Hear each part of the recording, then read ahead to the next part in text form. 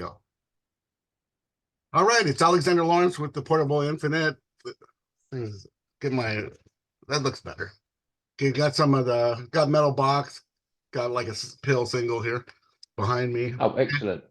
and I'm here with Jah Wobble. Like when a lot of people after Metal Box, a lot of people followed Public Image. I kind of just stayed with Wobble because they kind of went in a heavy metal direction, and and John, he still plays shows, and I mean half of them are like wobble bass lines and stuff. Like the show he still plays Death Disco and all that stuff.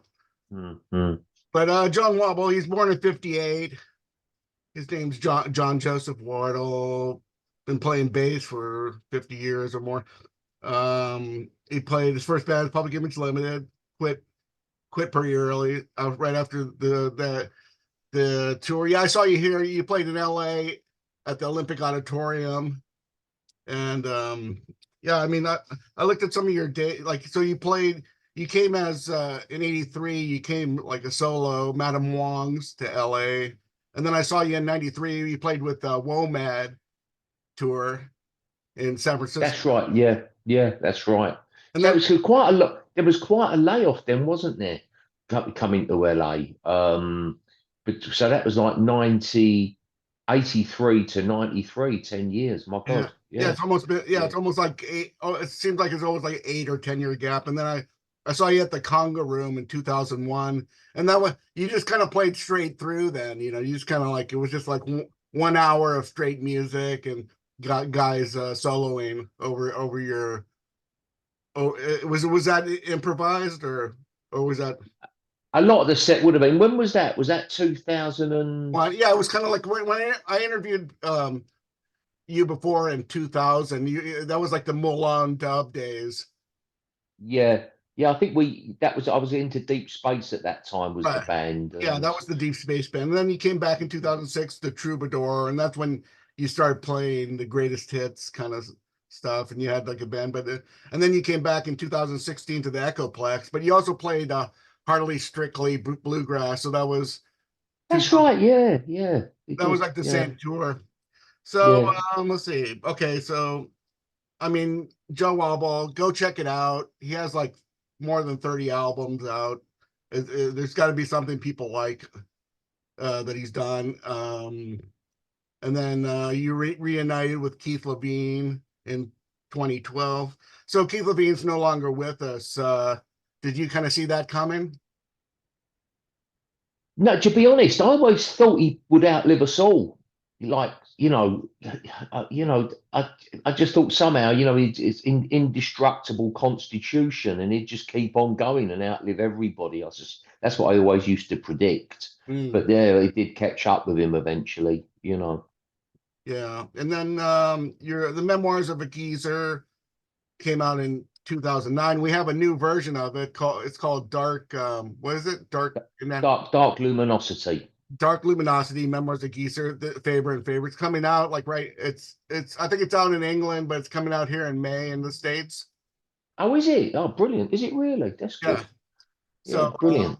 so it's already one of my favorite books of the year. It'll be on the Portable Infinite top Oh, 20 nice one. this year. So I'll be talking about Memoirs of a Geezer like in other things, and that's definitely a great book. It was a great book back in 2009, and it's a great book 15 years later. Well, it's quite expanded. It's got quite because Keith died. I wrote more about him and John and Peel. Because of Keith's death.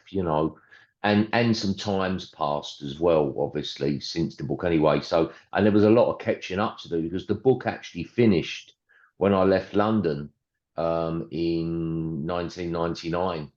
So it was a lot. It was a quarter of a century to catch up on, which is mainly in the final chapter. It's a big final chapter, but there's a lot of stuff through the book that I talk about as well. I talk about the blue collar disaffection, both sides of the Atlantic. Because as I grew up, the blue collar class has become very disaffected, very angry, just as in America. It's a very interesting phenomena.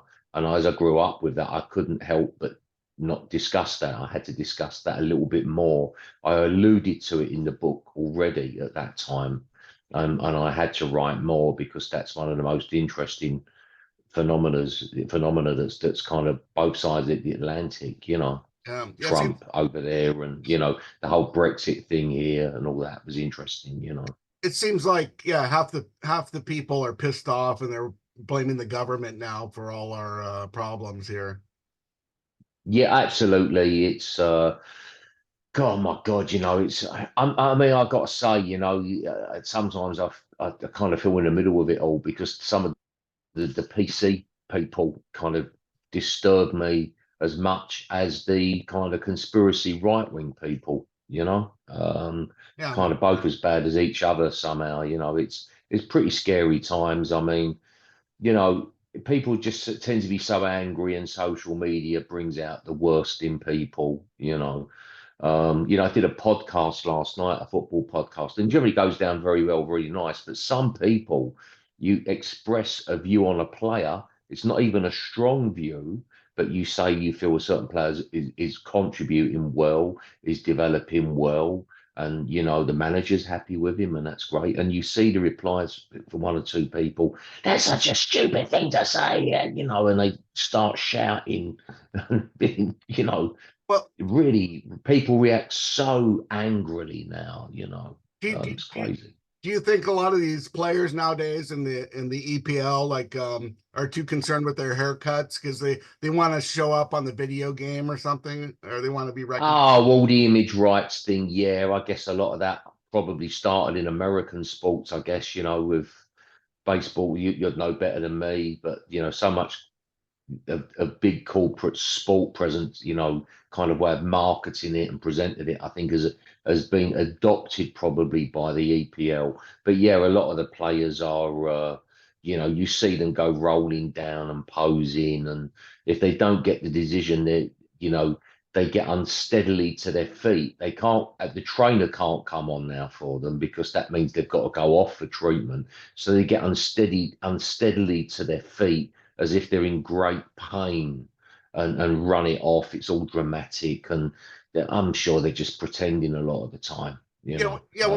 When we were growing up in the 60s and 70s, I mean, a lot of these, baseball and football players, I mean, they were very working class, and we kind of related to them. We got kind of same background kind of thing, and it was like now it's like they're all millionaires, and they don't have a lot of them don't have a lot of connection with the fans. It's like they're coming from two different tax brackets, so to speak.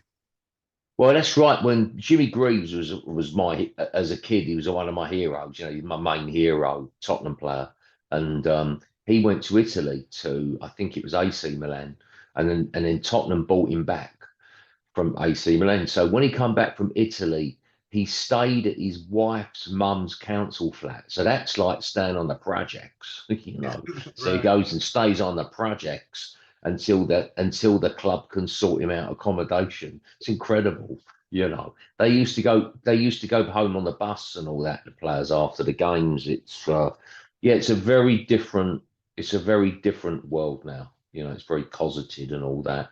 And sometimes you feel crazy for following it and taking it seriously. So I like to go and watch non-league football, which must be similar to watching college football or something. You go and watch it. It's a little bit more rootsy, a bit more honest, and all that stuff. So I go and watch non-league or lower league football quite regularly, and it's more relaxed. You haven't got the strain of having to get home, with the big traffic queues and queues for the subway and everything after the game. It's quick and easy. Yeah, I just found out that Chris Cross from Ultravox just died. I guess it was a week ago. It just announced yesterday. Did you know Chris Cross? I mean, he was from Tottenham area, and Oh, was he? he Right, played okay. he played the bass. And That's right. Yeah, did, yeah. did you ever see Tiger Lily or early Ultravox like back in the 70s? Yeah, I'm very aware of them, but I never met them. I was very aware of Ultra. They had a very strong sort of image, didn't they? Yeah, So yeah, God, no, I didn't know. How old was he? 72. Wow. Okay, he's a bit older than me. Yeah, I mean, been so many deaths from people this last few years. A lot of them are not reaching 70 and 10. You know, they're they're kind of getting to their mid 60s and dying and stuff. You know. Yeah. So speaking of blue collar and stuff, and kind of like sober living and honest living, and kind of like getting a focus. I mean, you drove the trains back in the '80s, like the subway. So that kind of kept you kind of focused, right? Or you kind of like, Yeah, very much so. Yeah, I was out the game. The 80s was a horrible time if you played heavy bass. You know, it wasn't really in vogue. It was all about playing synthetic bass or slap bass, and it was all about kind of some kind of pop music and everything. It was a not a great time for real musicians. I was discussing this with my keyboard player. His dad was top musician, and he had a tough time around then. So it was obviously something that was going on for a lot of musicians. It wasn't easy. I was drinking too much, so I stopped drinking and got clean and sober and all that stuff. And yeah, ended up working, driving subway trains, tube trains. It was fantastic because you're back involved with normal life. It humbles you in a good way. Being humbled isn't necessarily terribly painful. When you kind of taste humility, it just means kind of being in place and just being part of the human race. So yeah, that was a really great experience for me. I quite like that job. They were a pretty good employer, to be fair. You know. did what, like in the '80s when you were kind of a couple off years there, did offers come in from like bands like Billy McKenzie or ABC, like, oh hey Joe, I'll play some bass on our on Top of the Pops with us? Did anybody approach you like some kind of more poppy band, Duran Duran type band? No, not that I can recall. I think my stock was pretty low. I think it was different kinds of musicians. Programmers were just kind of coming into vogue Oh at yeah. that time as well. So people who could play a bit of keyboards and program sequences and understand MIDI. So I don't really remember. I think I can vaguely remember doing one or two sessions with players who were like that, I didn't really like, to be honest. So it done me. I never stopped playing. So when I was on the underground, I never stopped. I was still playing. I had a part-time band. So I just became a part-time musician for like 3.5 years, maybe getting on for 4 years. And then I got a major deal again, and it all happened again. So it all happened for me again, probably 1990. I got clean and sober in 86. And by 1990, early 1990, it was all kind of really happening for me. I had records out in 1989, and so things started moving for me again. And obviously, when it does, you're very grateful. I mean, right now is a little bit of a purple patch. The book's out, so my stock's reasonably high at the moment, and I'm very grateful for that. I don't get too overexcited with things, but it's kind of good. And because when you've had it hard, you really appreciate it when you are making some headway. You're getting bookings, so you're doing live shows, and you're able to make the kind of records that you want to make. Is all good. Well, I just wanted to remind everybody, buy his book, Dark Luminosity, Memoirs of a Geezer. Buy a copy for your brother and sister, and for their birthday this year.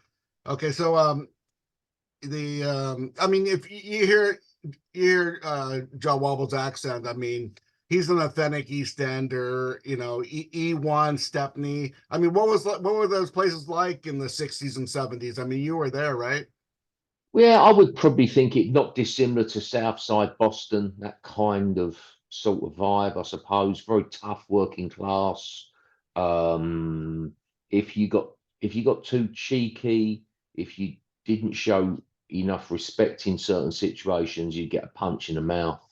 You know, that was conflict resolution was with the fists. That's how it was. So very tough, but kind of straightforward. And I've got no regrets. I'm glad you know, it's like a different world now. You know, it's a really different world, and a lot of the guys I grew up with are very like fish out of water in this modern world, you know, to be quite honest. They really struggle with it, you know, so they kind of would support Trump, you know, now. So, you know, they're guys that, you know, if they could vote for Trump here, they probably would do. They're so angry they just want to disrupt everything now, you know, Yeah. as best they can, you know. Yeah, when I was in London, and the first time I went to London in the 90s, like 98, I stayed over there in Amherst Road, Hackney, and I know, yeah, yeah. some kid came up to me and like was like trying to, you know, say, claiming that some guy tried to knife him or something, and he wanted me to give him some money or something. But then I think when I came back 2 years later, you know, like there was a lot of, you go to Hoxton Street, there was a lot of galleries there. Old Street, which is like kind of like the center of the .com, I think now. I mean, back then it was like just nothing there in Shoreditch, Old Street. I mean, so things have kind of evolved, you know, just like in that whole area, you know. It's just like, I mean, when I told people I stayed in Hackney, they were like kind of shuddering with fright, you know. But now it's like it's kind of cool to be from those areas or something, or you know, or people desire, you know, just like you know, when I lived in Brooklyn, nobody would want to, if I had a party, nobody from Manhattan would want to come over. Like Yeah, yeah, yeah. but Yeah, that's right. It's become very gentrified. You know, I saw that happen with Brooklyn. I saw it happen with the Lower East Side in Manhattan. I saw it get sort of fashionable, you know, and that's what happened with East London. It's all marketed. It's presented as an edgy yet artistic area with lots of exciting artists moving in. A lot of it kind of bullshit, really. And so those, fun enough, I went to back to the East End at the weekend to see a show with my wife, and yeah, it's very fashionable. Streets are pretty busy, and you still got a lot of the drug people on the street. You can see the people dealing, and you know, it's still a bit streety. But yeah, there's a hell of a lot of gentrification. You know, you've got those brownstones in Brooklyn.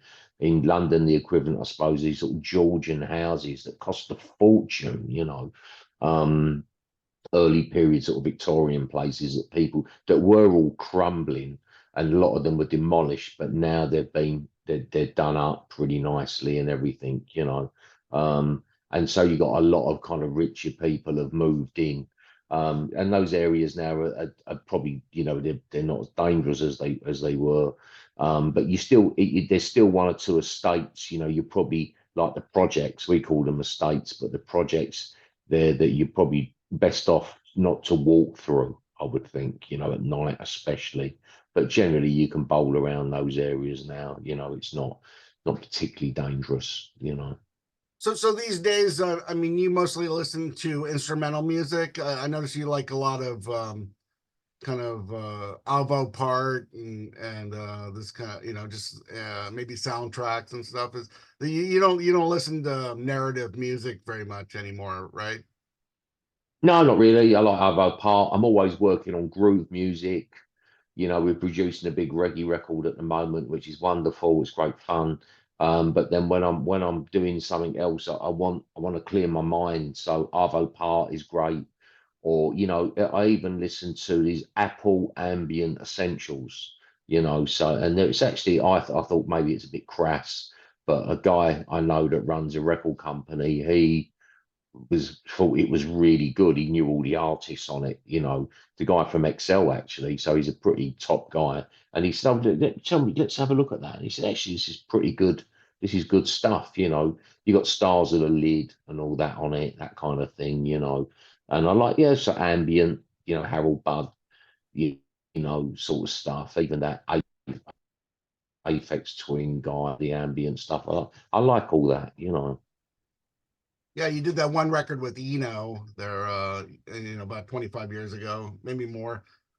Um, yeah, so I mean, you grew up Catholic. I mean, you've kind of I mean, you're kind of into philosophy and spirituality and William Blake and a lot of things, but it seems like you're really into ghosts too. So you had some experience with ghosts. Can you talk about that a little bit?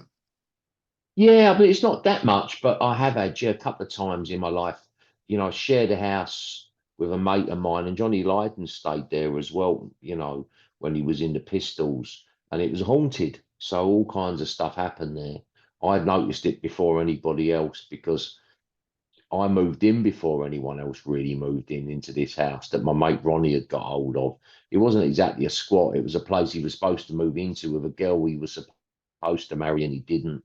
And I needed a place. He said he just all come and stay there. I said to him, yeah, but you're getting married, right? He said, oh, whatever, just take a room. So okay. So like John Lydon moved in as well, and yeah, I just started noticing. You could feel a presence. You could feel something there. And then one of the nights me and John Lydon came back because he needed somewhere to, he couldn't stay at home. He'd had problems. And I thought I saw him go up the stairs and I said, do you want a cup of tea? And he said, from the kitchen, I'm making one. And I was, he couldn't, he couldn't, when I come, I said, I just saw you go upstairs because at the corner of my eye, I saw something go up the stairs. I said, I just seen you go upstairs. You went, I heard you, I think I even heard the stairs creak or whatever. But I saw somebody go upstairs, and he was looking at me like, "What are you talking about?" And then when I stupidly chose a room that didn't have windows, and when you'd be in there, you could sense something at the other side of the door. The temperature would drop. It would go. You could see your breath. There was a terrible smell at the top of the stairs. You'd smell so all stuff like that. A girl got pushed down the stairs. Apparently, there was no one near her, and she was actually pushed down the stairs. Um, it was another time a guy. Well, the door slammed and there was like a frosted glass thing that looked onto the hallway. And I saw a big black figure go like up the stairs. And I thought it was a guy called Dave Crow that was a friend of John Lydon's who used to wear a big long black leather coat. And I could hear a load of banging and smashing from upstairs. And I thought, wait a minute, this guy doesn't even live here. He stays here sometimes. I think he might have borrowed the keys or whatever. I thought he's got no right to come and walk in and smash the place up. I went running upstairs to remonstrate with him, but there was no one there. All the drawers were everywhere. The windows were closed. It was weird. And yeah, it kind of, people saw it. There was a party one night and I went off doing something else, the party, and people said they saw it leave the house, you know. And I'd seen it in my peripheral vision, very tall, black clad figure, long chin, actually, very, very big, quite a big figure, So there's been a couple of times, that was the main time. There's been a couple of little times as well when things have happened, over the years. But not huge amounts. I don't see ghosts, thank God. That wouldn't be fun, But yeah, that happened on that occasion. There's been a couple of times I've been to places that had a really strong vibe. You could feel something there. Like Denny Boyle did that TV show called Pistol. It was mostly based on a Steve Jones. It was based on the first half of the Steve Jones Lonely Boy book, which I have back here. I mean, you knew most of those people. I mean, Steve Jones and Chrissy Hine. I mean, they kind of made it like a love story between them, but I don't. I mean, that might have been like a one-off thing in actuality. I mean, what did you think of the Pistol TV show? Well, I really like. I could understand some people being upset with it because it wasn't. I don't think it was true to life particularly, and some people were not mentioned at all that probably should have been, and other people their part in things was made bigger probably than what it really was. But you have to remember it's a dramatization. It's Steve Jones' story, and so that's fine. So, for instance, I thought Glenn Matlock came out of it quite bad. There's a bit of a taciturn, awkward kind of not important guy. But actually, he was more involved, I think, than Steve at the beginning of it all. To give him his credit, if you read Paul Gorman's book on McLaren, you realise, wow, actually, Glenn Matlock was really around very early on. Was a good musician as well. He must have had something about himself, you know, to be fair. And I think he comes out of it as just not particularly interesting, not particularly important, which isn't really fair, you know. I don't think Paul Cook particularly liked it because I know Paul. He's a lovely guy, really down to earth. I think Paul didn't really know what to make of it, didn't particularly like it. But I thought that the first 3 episodes caught the zeitgeist well. It was watchable. It was the first time I could say to my wife and my sons, hey, look, check this out. This is actually what punk was kind of like. You know, it was kind of like this. And so they could appreciate that, you know, because up to now, you just feel embarrassed at that dramatizations of punk. Just never got it right. So the first 3 episodes were good. And like real life, when Sid entered the fray with his heroin habit, and with Nancy, to be fair, you know, like as in real life, that's when it got boring. So by the fourth, it was got boring for me, you know. Did that affect you? I mean, because when you were in Pill and stuff, and I mean, there was people like myself who were still kind of Pistol fans and never saw the Pistols because I mean, myself, I was like, when the Pistols broke up in '78, I was only like 14 or something, and then I did see Pill a couple of years later, and then when you were playing, when you did that American tour, I mean, people were there. I mean, at least half of the crowd, if not more, were still kind of looking for some kind of Pistols thing, you know, and you know, do you remember that, or that did that seem kind of weird that you guys were kind of doing this kind of new music that didn't have anything to do with punk really? Oh yeah, people. I think when people first heard the single that we did, Public Image, they were happy because it was catchy, it was powerful, kind of pop. It had a pop element to it for sure. A bit major key kind of vibe to it, you know. And I think people were really very happy, and I thought it was fantastic. But then very quickly, as we did the more extreme stuff, I think a lot of people hated it, you know, and they had a lot of negativity in them anyway. And actually, punk was a very conservative movement, you know.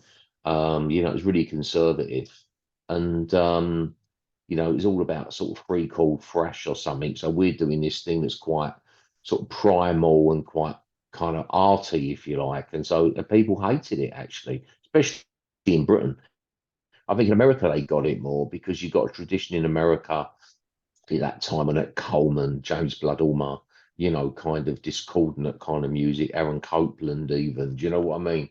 It's not like you didn't have that here, but here it was very much would be very avant-garde, whereas in America, that stuff, it blossomed and crossed over from mainstream jazz, even, the whole thing of jazz was often very, pushing the boundary, was quite experimental, if you like.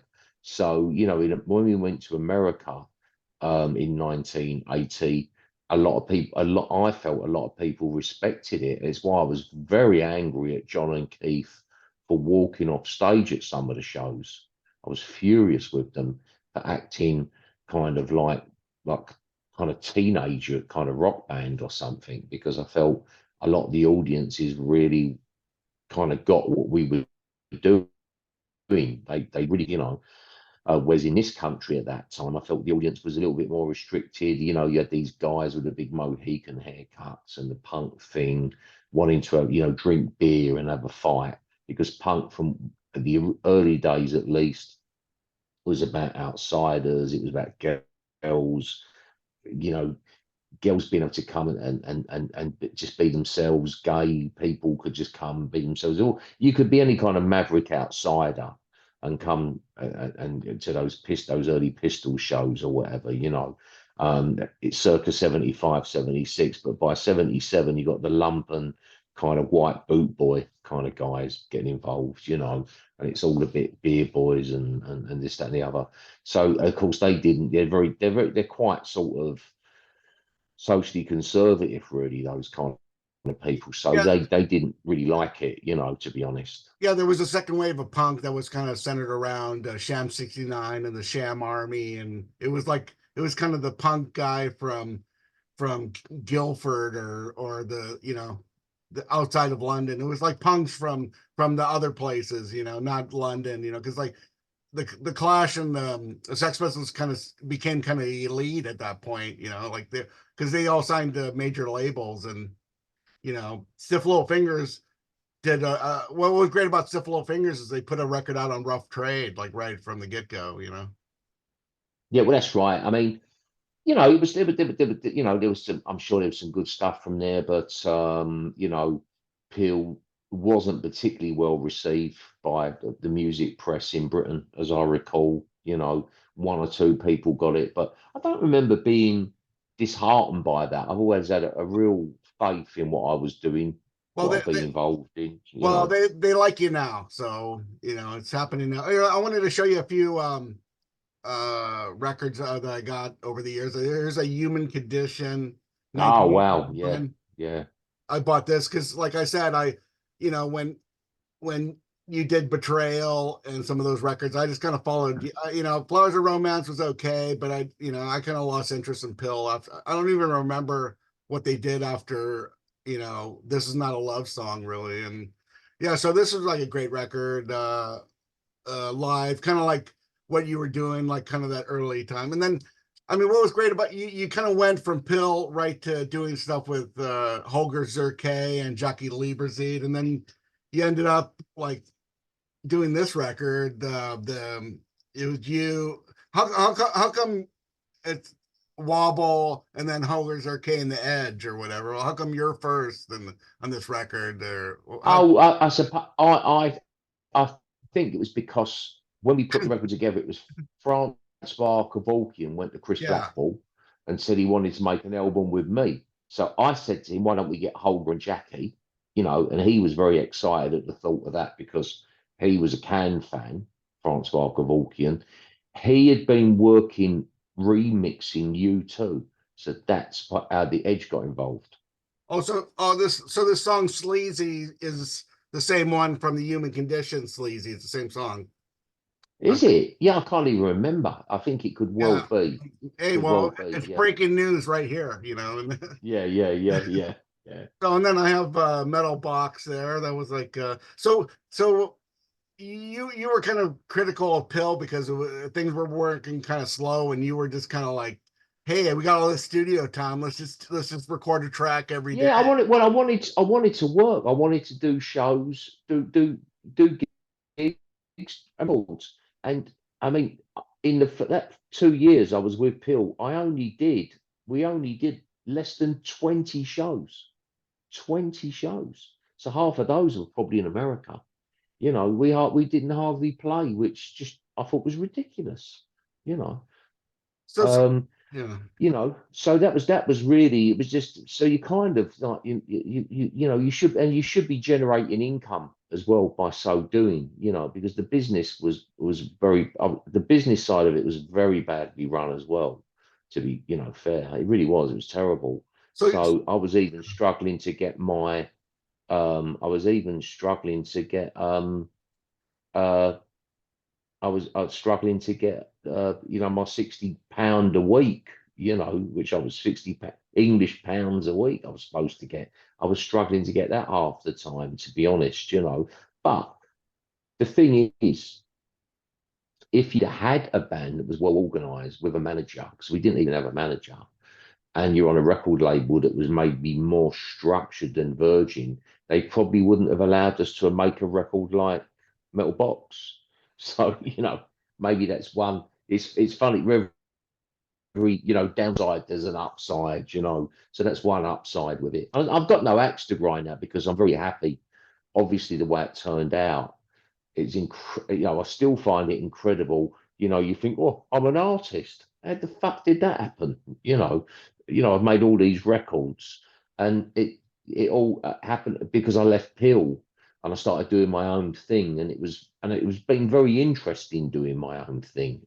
So I've continued to go down that road. so your new record is called Bus Routes, the Bus Routes of South London. It's mostly instrumental. I mean, you're doing new tracks, cover songs all the time.